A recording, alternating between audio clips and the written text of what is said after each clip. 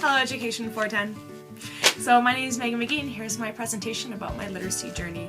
Now at the very beginning of the year we had to make literacy maps of how we felt we progressed from first reading till now, whether it's our interaction with books or movies or people, and how that's really influenced us now and how it's going to influence us in the future.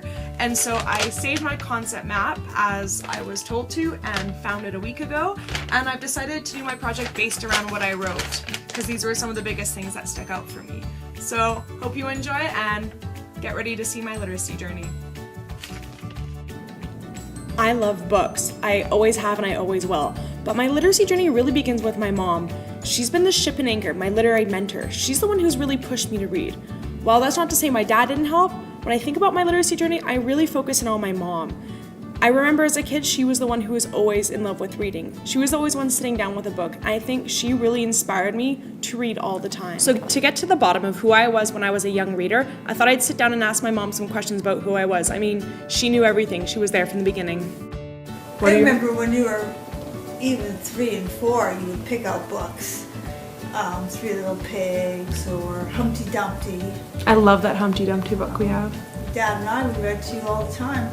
And you just loved even the pictures. You were very into books. And your grandma, she was a librarian and she bought lots of books for you guys too. A lot of hardcover books, which we still have too.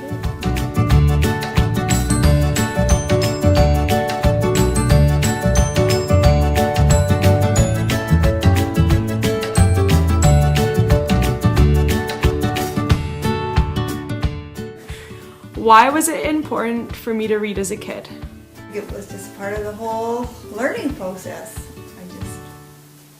You just learn words, you could use your imagination. Do you remember when I started first reading? In grade 1. In grade 1 they wanted you to read right away.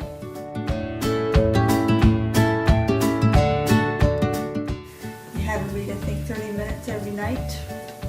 Maybe, no, let's say. Yeah. Maybe twice a week, but I had you every night. As soon as you learned how to read words. Do you remember the first story I ever wrote? Yeah, I remember in grade 1 you wrote a little book about pandas. And you did all the pictures. And unfortunately, your grade 1 teacher took it over the summer. She was going to laminate it. And she never came back and we never got it. I remember that. I was so upset. It was so amazing. My first essay. It was awesome. Yeah. Do you want to see a book I wrote in grade 1, Mom? My puppy book? Sure. Okay. This is called The Dog and His Friend.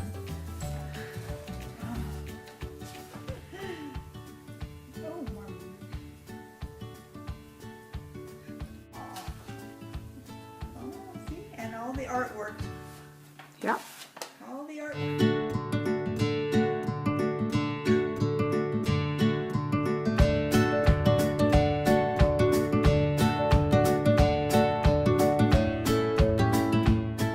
The best part about reading then and even now is that I got to use my imagination. So it comes to no surprise that some of my favorite books, like The Boxcar Children and books by Roald Dahl and Robert Munsch, were some of my favorite.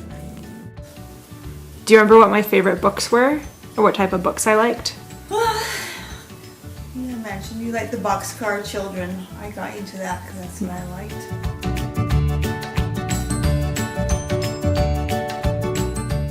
Into that series, and then you would read Judy Blume.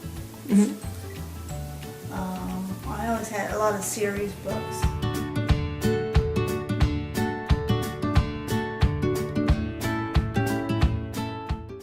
A large part of my love for books I can say is accredited to the Calgary Public Library. I have to admit I used the crap out of that card as a kid. So why did you always take me and Casey to the Calgary Public Library? Oh, well, first they always had good programs. They always had somebody reading stories and just to pick up great books, all different kinds, because we couldn't really afford to buy books. And it was just a good day outing. While I could talk forever about my grade 5 teacher, Mr. McDonald, who was an inspiration to me and pushed me to read as much as I could, I really have to get on to talking about Harry Potter. You'll see. Mr. and Mrs. Dursley of number 4 Pivot Drive were proud to say that they were perfectly normal. Thank you very much. They were the last people you'd expect to be involved in anything strange or mysterious, because they didn't hold with such nonsense. Then of course you were, I can't remember what you were, but into Harry Potter. You were just more serious books. Do you remember the first day you got me Harry Potter? No. I remember I was in grade 6 and a friend of yours at work said their kid really liked it, so you got me the first book. Oh. Yeah. And I read it too, I remember. You read it? I read it too, yeah. I thought you only read the first 2 chapters and then you didn't like it or something. I thought I did read it. Maybe you did. I probably did. Okay. I know what you're thinking. She's probably one of those crazy people who really likes Harry Potter. But you've got it all wrong. I'm one of those crazy people that love Harry Potter. Example number 1, I just have pumpkin juice available in my room at any time in case I need a drink. Example number 2, back in January when it was really cold and I got on the C train and all the windows were tinted and really cold and frozen, the first thing I thought when I got on was, there's Dementors on this train. Example number 3, little known fact, back when the Harry Potter Land premiered back in 2010, I applied online to work there. I was willing to give up university and a career to go work at the Harry Potter theme park. But then again, who doesn't want to be a wizard? I don't know what it is about Harry Potter, but I couldn't put the series down. And ultimately, it acted as a springboard for me to read other series like Lord of the Rings and Narnia.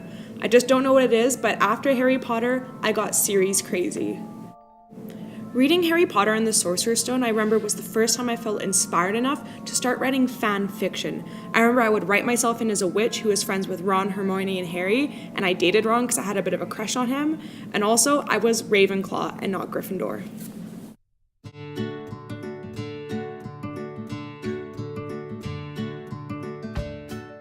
Moving away from literature, or I guess not really, I, as a kid, always went to Shakespeare in the Park. It's put on by Mount Royal University and it's at Princess Island Park. And every year my parents would take me since I was at the age of 6, and I still go today. So when I was really young, I was getting exposed to Shakespeare. I was going to Macbeth and Hamlet and Romeo and Juliet. They even had kids shows like Pinocchio and The Fox and the Hound being put on. Unlike the other kids who were watching Romeo and Juliet in theaters with Leo DiCaprio and Claire Danes, I was sitting on the grass in summertime watching plays in action. I absolutely loved it. It let me experience literature in a whole new way through live presentation. I just loved hearing the characters' voices and being able to see them in person. It really helped spread my imagination and really inspired me to write as a kid. The murder mystery and horror genre, how I loved it. It first started in grade 7 and it still goes on today.